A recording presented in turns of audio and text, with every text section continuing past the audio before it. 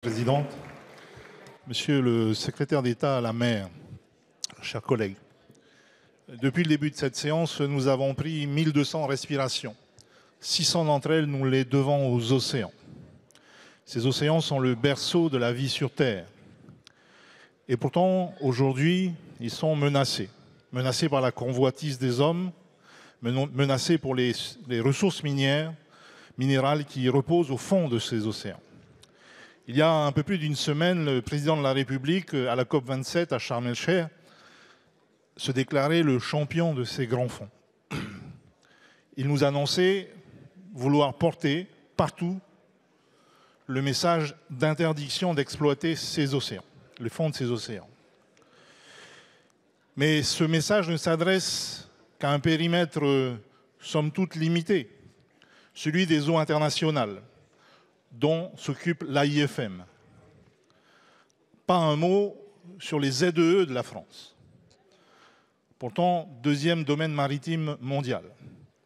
Cette ZEE, ce domaine maritime mondial, les Outre-mer en représentent la grande partie.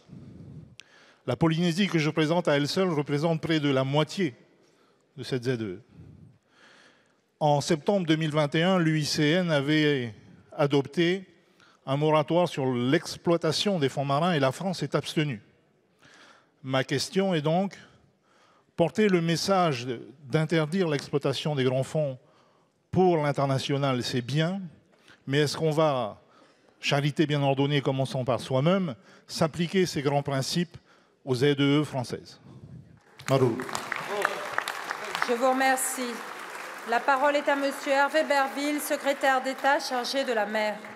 Merci beaucoup, Madame la Présidente, Mesdames et Messieurs les députés, Monsieur le député Moitaï Brotherson. D'abord, je me permets vraiment de vous saluer et de saluer votre engagement au sein notamment de l'Alliance des parlementaires du Pacifique, ainsi que vos collègues polynésiens, notamment le sénateur Rochefritz, pour l'engagement à la protection des océans. L'annonce du président de la République à la COP27 à Sharm el-Sheikh en Égypte était très claire.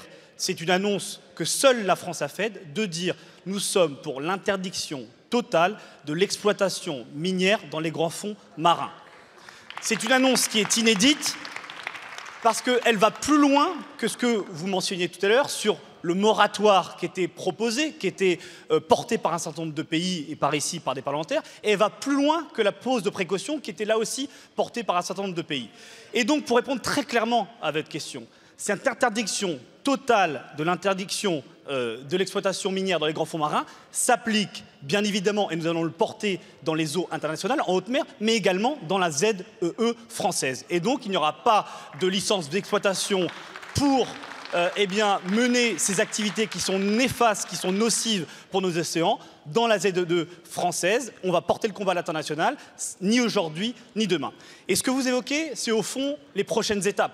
Et donc, nous avons eu l'occasion de le dire très clairement au Conseil de l'AIFM, à travers la voix de l'ambassadeur que je salue pour la clarté. La France va se battre pour justement faire appliquer ce qu'elle appliquera dans sa ZEE, dans toutes les ZEE. Mais pour l'instant, nous n'avons pas les moyens légaux d'interdire aux autres pays de pouvoir le faire. Et donc, ce sera un combat qu'on va mener à l'IAFM. C'est un combat que nous allons mener aussi à la COP15 de Montréal pour dire à quel point il est essentiel de ne pas s'engager dans cette voie de l'exploitation parce que les dommages seront irréversibles sur nos océans, seront irréversibles sur la biodiversité marine. Et puis, c'est aussi un combat qu'on va continuer à porter en finançant la recherche, la connaissance scientifique pour monter la fragilité de ces écoles.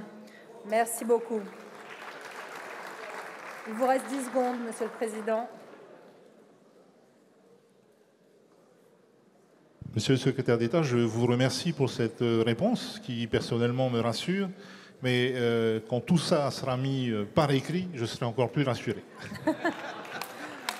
La parole est à Monsieur Nicolas Dragon pour le groupe Rassemblement.